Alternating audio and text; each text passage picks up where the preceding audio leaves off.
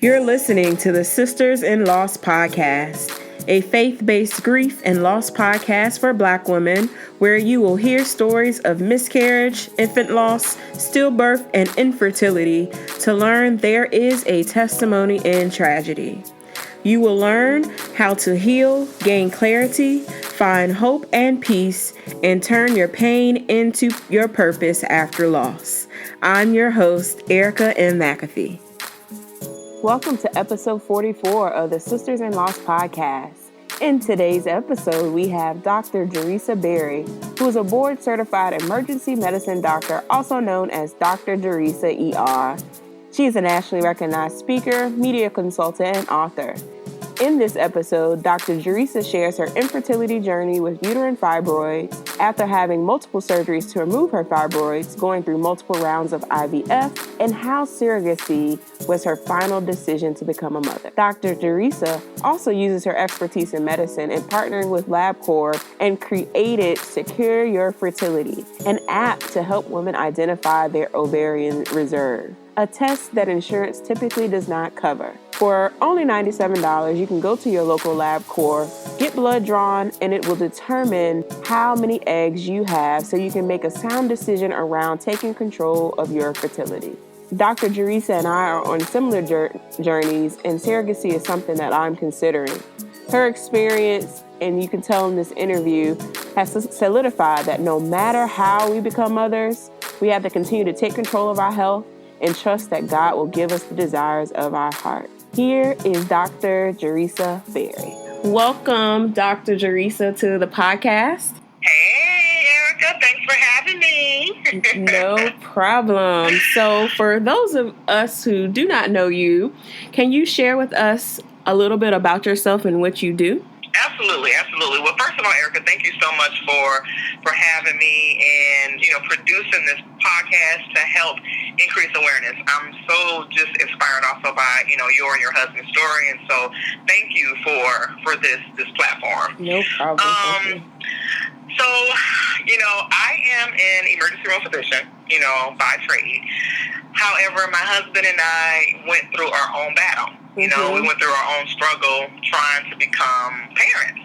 And, for myself, I, delayed motherhood. I, put it off. I was waiting for the right person. And even once we got married, we decided to, wait a year before we would even try because, we wanted to really just enjoy ourselves. But once we started trying, we really gave it, 6 months because I was over 35.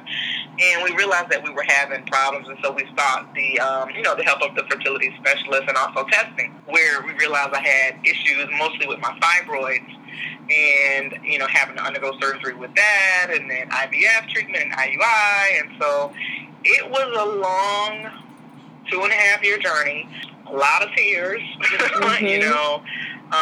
miscarriage. I had a miscarriage even after I had the fibroid surgery, and it just was a kind of a devastating time. But we kept going. We kept hope, and ultimately we had to use a gestational carrier, which we now currently have, and we're having success with the help of a surrogate. So. Awesome. And that's the reason why I reached out to you, because I'm in the same boat where my husband and I are both looking at options, options of adoption and then options of using a gestational carrier as well and going through that process. So let's talk about your miscarriage. So take us back on the journey when you were diagnosed with fibroids and you had to undergo surgery to actually be able to physically go through IVF and go through that process. When you're given kind of a less than 10% chance of conceiving naturally without surgery, that's what we were first told by actually the second fertility specialist we saw. We ended up seeing 3 fertility specialists, and I actually encourage your listeners to not to be open to second opinions. Okay, but we were told that by one REI specialist, and it was a little bit devastating because I had one test. I had several tests with the first REI specialist, and that ultrasound. I always knew I had fibroids right? But, it's not necessarily fibroids. It's more so specifically where they are and how big they are. So, 1 year, like the first year, the fibroids were okay. They were there, but they weren't that large. And also I didn't have any in the inside of the cavity, which after IVF and IUI, all the stimulation, because we had 2 IUIs that failed, it didn't take. So we had 2 IUIs initially, and then we had IVF. I had a repeat ultrasound because after the failed first IVF, I said, you know what, my husband, I said, let's get a second opinion at that time. And so when we saw the second REI specialist, he did another ultrasound. And this was really in the span of a year, kind of year and a half, and I had new fibroids, that had grown inside the cavity.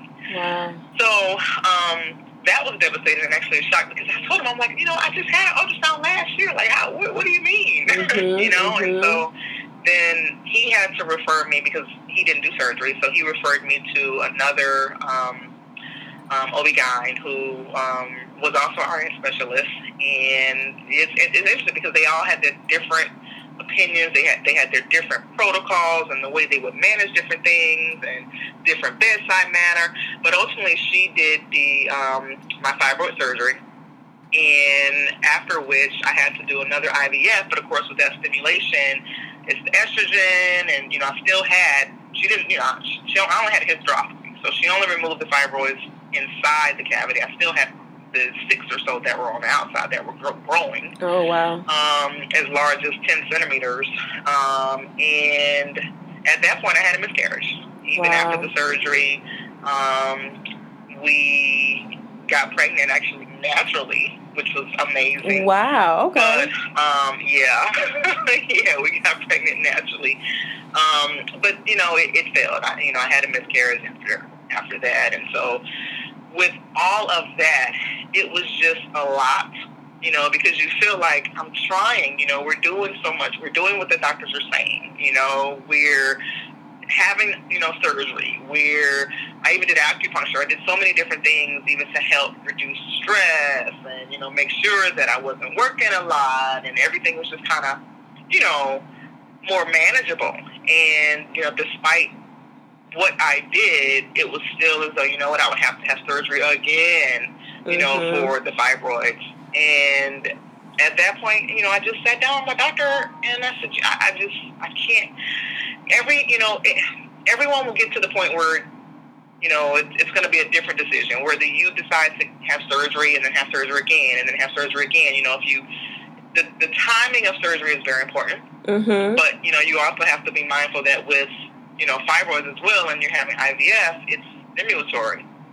And so that's what happened with us. And so because we had 2 embryos left, we got to the point where we said, you know what, we don't want to risk, having, another implantation failure or, a miscarriage with our remaining 2 embryos. And it's like, okay, so what are we going to do? Are you going to have surgery again, Jerisa? And I just really wasn't at that point, I felt as though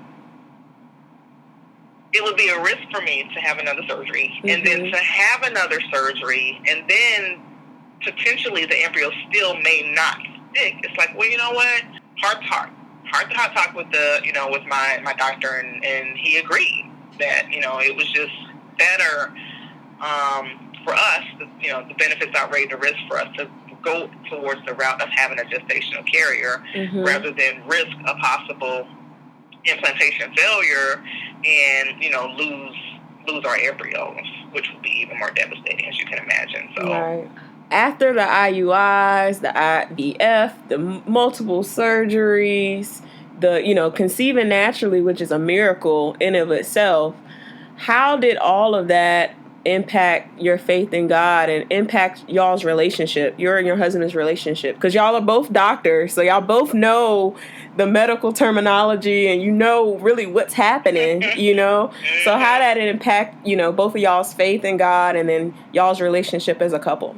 Well, it definitely strengthened the relationship. Now, it's natural for the relationship with God. It's natural for anyone going through a difficult time to question God. You know, sometimes you're like, why me, God? You know, right. Why is this happening? You know, how much more do you want me to bear? You know, like, you know, well, what's going on now? You know, you have those conversations with God. And I also meditated, I prayed, and I also tried to see if there was another meaning in this, you know. And I tell people, as I tell my story, those that know I'm an ER physician, I deal with death all the time. You know, in the ER, I pronounce someone dead, and they can be 15 or they can be 95. You know, and so you realize the value of life, and you're here. And whether you're connected to a man or a female, or you're connected to kids, or, you know, your family, it still is you and the higher power, God, and what you are here to do. And that's just the kind of revelation that I had. I was like, you know what? I treat parents that lose their kids, you know, or I treat kids that lose their parents. You know, I really just want to make sure that while I am here, that I'm fulfilling what it is I'm supposed to do, God. You know, and whether that's to be a mom or not, what is my purpose? And so when I went through this trial, as I had those conversations with God, I just also developed more a sense of purpose. And it's great when people can go through trials and see the good in it, and also see how it could potentially maybe help someone else. And so that's what I did. But, you know, it was a lot of tears. You know, a lot of, you know, what did I do something wrong, God? Or, you know, you can try to blame yourself. But at the end of the day, I was like, you know what? I'm still blessed. You know, I'm still here. I'm alive, and I'm still here for a reason. What is it? You know? And sharing my story really has, oh my gosh, like I'm amazed with some of the emails that I get of women that are thanking me, you know, for my bravery, and also for sharing the story. But I grew so much closer to God, and I also saw greater purpose. And my husband is just a champ. He's just, I'm so blessed to have him. Oh my gosh. And his support has just been, I mean, I'm just blessed. I'm just so blessed to have him. Awesome. So where are you now with your gestational carrier? How many weeks along is she? And then when is the baby due? Yay, I can dance right now.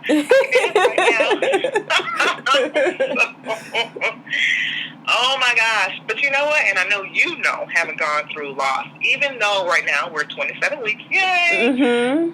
I will say you want to be excited, but when you experience loss, when you experience miscarriage, it's still that, let's get to 16 weeks. Okay, let's get to 20.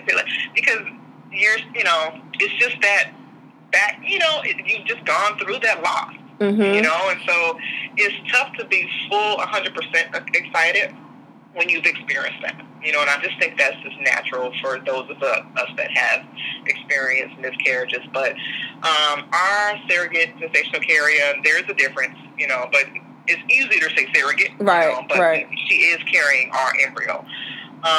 She's amazing. Oh my gosh, she's amazing. She lives 2 hours away from us in Orlando, and she's 26 years old, and just a doll. I mean, just a sweetheart, and so excited right now to be helping us. Wow. Yeah. Wow. So can you share a little bit about that process, how you all went about choosing one? Did you use an agency? And any other details that you can let the listeners know who are interested in, or are interested and just want to know the information about going down this route versus a traditional adoption, and if this is their decision, you know? So surrogacy, and actually next week I'm so excited because we have the masterclass. Yes. We're going to talk more about surrogacy, and actually you're a part of it too. Yes, I am. I'm so excited. Yeah. So we'll be talking about surrogacy, and I'll have an agency as well. But we did use an agency, not the agency that's presented next week. This agency, the agency we used presented last year. But we decided to use an agency because with the legalities of it, they just have the protocol mapped, you know, and it also created a division where we could just develop a personal relationship with the surrogate, and all the business side and the monetary side, we didn't have to worry about that. The agency kind of did all that stuff. So, but, we just decided an agency, and the agency that we used, they had a few girls that had already expressed interest in carrying someone else's child. And so the process actually didn't take that long. They told us that it could take up to 3 months to find or to match us, but they had presented us with the first young lady within like 2 to 3 weeks. Oh, okay. And we actually liked the first young lady, but she developed high blood pressure, and so it didn't work out because our doctor didn't approve her. And so immediately after her disapproval, the same agency gave us another potential match. We interviewed her and loved her, and that's what we have now. So every state, the surrogacy gestational carrier laws are varied. So definitely, whatever state you're in, you maybe want to check that beforehand, because like even in the state of Florida, you have to have a medical reason to have, a surrogate. It can't just be, I want a surrogate. I want to protect my body, So every state has different laws, and, we're just happy that these women exist, and they're willing to, to help another couple. Are you interested in starting a non-profit in honor of your angels but don't know where to start? Have you been wanting to give back to other sisters-in-laws who need your financial support during their bereavement? Has God placed it on your heart to start a foundation in memory of your child loss? And are you curious about how much time, energy, and money it takes? Well, this From Grief to Foundation Nonprofit Organization Formation course is for you. It is an 8-week course where we will break down your why and develop the structure of your nonprofit. You'll learn how to file for your 501c3 status and understand how to sustain your nonprofit after it's up and running, including using social media. This course begins May 7th, 2018, and the spots are limited. Go to ericaandmcafee.com/course for more information on how to register. Still praying for you on this journey, but are you all planning to have a shower, and are you going to wait until the baby's here? What's your plans for your baby? We are. So, when you use gestational carrier, things like that, it's a lot of different questions, that, especially the agency, they'll tell you that, you'll have to think about, are you going to have a shower, which we are. Are you going to have a relationship and rapport with the carrier? We are. We love her. We love her family. We love her child, so we've just developed that rapport where it will be a continual friendship even after that. But not everyone chooses to have that. Some, they really break that relationship after the child is born. But we are, want to continue with her. We're going to have a shower, yes, and that is in June. We're, having family, friends, just making it a big celebration. Especially when you're going through so much, it's like, oh my God, we need to celebrate. We've been down, we had the tears, so we want to celebrate this time, and our gestation carrier is going to come down as well. Awesome. So that's so exciting. I'm so excited for you to celebrate these next milestones in your journey. So let's transition and talk about Secure Your Fertility, your fertility app and your website. So what inspired you to start Secure Your Fertility? Going through the process. Like I said, when we were talking to God, and trying to figure out why and how, and also, what we could do to maybe help someone else along the way, right? And so there's different reasons for infertility. And when we were going through the process, also we realized that there's special fertility testing that could be available to women, more so those that are already having problems, but we wanted to make these same tests available to those that we're not really trying. The single women that don't necessarily know their egg reserve, but they're always thinking, my clock is ticking, Right. And so we, because we have that partnership through our primary care clinic, we decided to partner with Lab Corp and create Secure Fertility, where women can use that as a way to, get their AMH level and also other fertility testing, even male. We have some men that actually order testing as well. but more so the AMH test, which we believe, and actually a lot of REI specialists believe, that this particular test can give women an idea. There's nothing exact in medicine, but it can give women an idea of where they are with their egg reserve.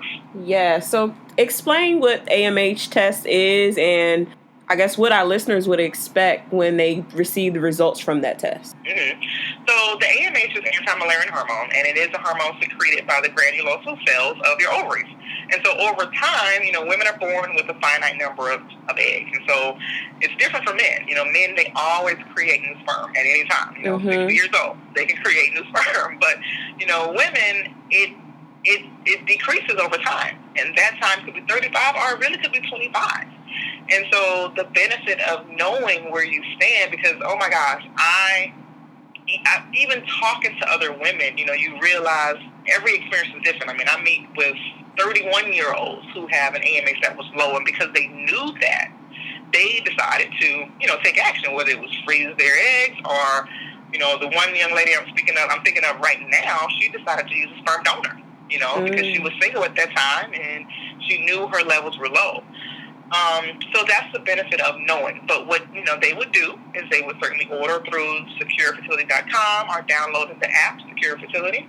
That gives them direct access to our providers who will order the test. They would then go to Lab Corp in their area, whichever one they chose, schedule an appointment. Usually the results come back within 3 to 4 days, sometimes a little longer, but 3 to 4 days on average.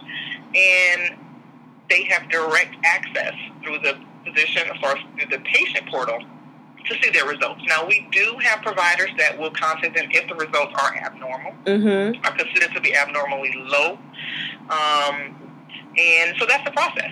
They order, they can log right in and see the results from the comfort of their home. They don't have to go to a doctor's office. And sometimes insurances won't really pay for this test if you're not already having problems. Okay, so because it's kind of considered a screening test. Right. So for those women that are not really actively, seeking fertility treatment, it may not be covered by your insurance, and you'll end up paying $250, $300, where we offer the test for $97.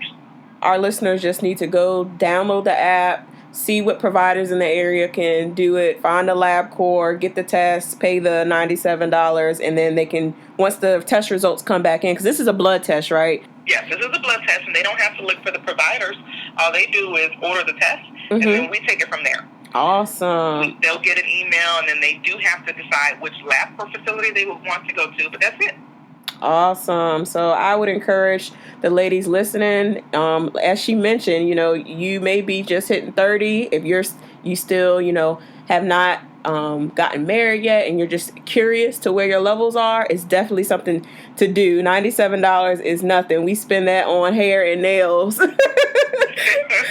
So, but to know where your ovarian reserve is critical. And I wish that, more people start to think about it earlier, even in their 20s.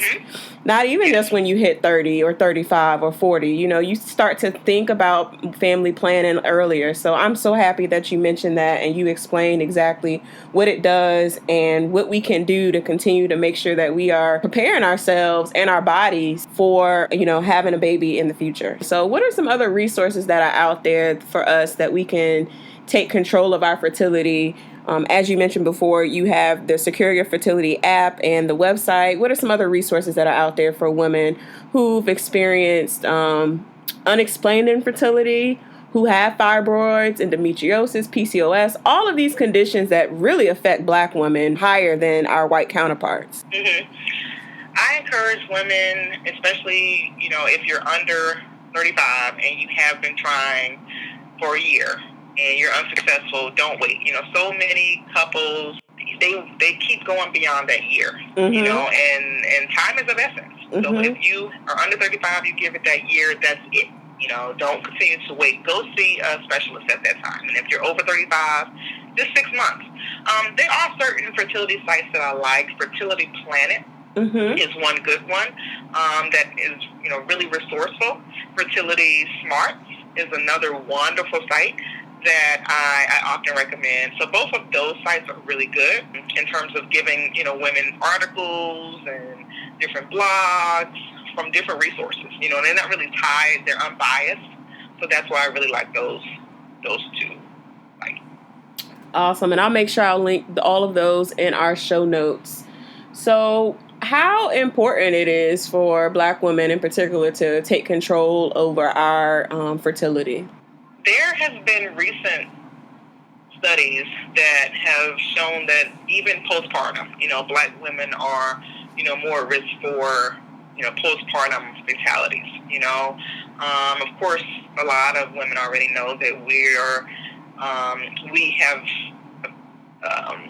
a tendency to have fibroids. And so, you know, every ethnicity has its own, you know, kind of thing, morbidity or disease that is common in that particular group of people. But, you know, for Black women, a lot of times it's fibroids, and a lot of times it's the lack of access to prenatal care, you know. And so it should not be taken for granted that, you know, the importance of prenatal care. Of course, you know, we have diabetes, we have hypertension. I have a friend right now who has gestational diabetes, where that means she's developed diabetes while she's pregnant. Hopefully, of course, that resolves following pregnancy, but it's just important overall, you know, as me being a physician, to just make sure that your preventative task as it relates to illnesses and preventative tests are done. You know, don't take it for granted that you feel fine.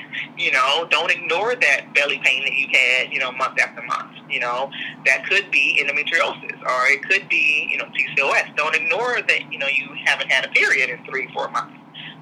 That could be PCOS, you know. So just, you know, be proactive, intentional, as they say, with your health, your symptoms, and your general well-being. So what encouragement can you leave the mom that is been diagnosed infertile and they're still waiting on their baby? It will definitely be tough.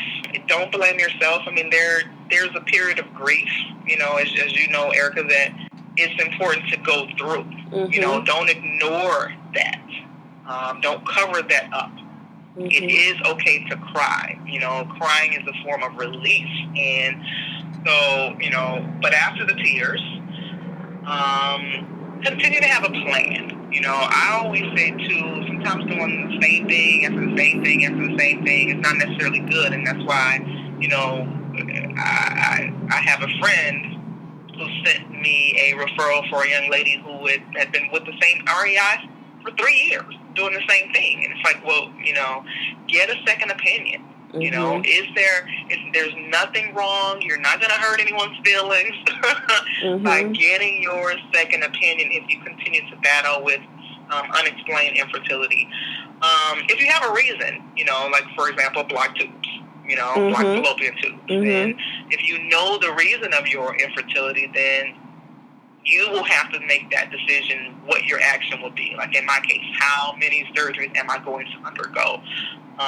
You know, so those are different questions that you'll have to sit down, have a heart-to-heart talk with your significant other, with God, and see how much you can bear and endure, how much you can afford also, okay? That's, you know, there's an expense with this. And, you know, but through it all, just stay hopeful. Continue to seek your purpose even outside of that. Never make anything your God, my mom always said. So, you know, even a child, you know, even your job, money, you know, house, things like that, you know, don't make anything your God. And just continue to grow your relationship with God in hopes that your purpose will be revealed and you'll just continue to be happy. It is not the end of the world that you're not a mom yet, you know, and who are you? Who are you without your child? That's what you really still want to know and understand. Why are you here, really? And, you know, be happy through that discovery. So where can we find you on social media? Where can we find your app? And then what's your website? So They can follow me on Dr. Jerisa, pretty much every social media, whether it's Twitter, Instagram, is Dr. Jerisa, Jerisa. And they can also email. They can email me any questions that they have. They can join our private Facebook group, Secure Fertility. Our email is info@securefertility.com, and they can download the app, Secure Your Fertility. Awesome. Thank you so much, Dr. Jerisa, for being on the podcast and sharing your story, your light, and your expertise. Thank you. Thank you, Erica, so much for having me on this platform. Thank you so much for listening to today's episode. I pray that this show was inspirational and a blessing to you. For show notes, visit ericamcafee.com/podcast. Please join us in our offline discussions in our private Facebook group by going to sistersinloss.com. If you're listening in Apple Podcasts, please rate and subscribe to us and leave us a 5-star review. I pray that you all have a blessed week. Keep the faith, and I'll talk to you next Wednesday.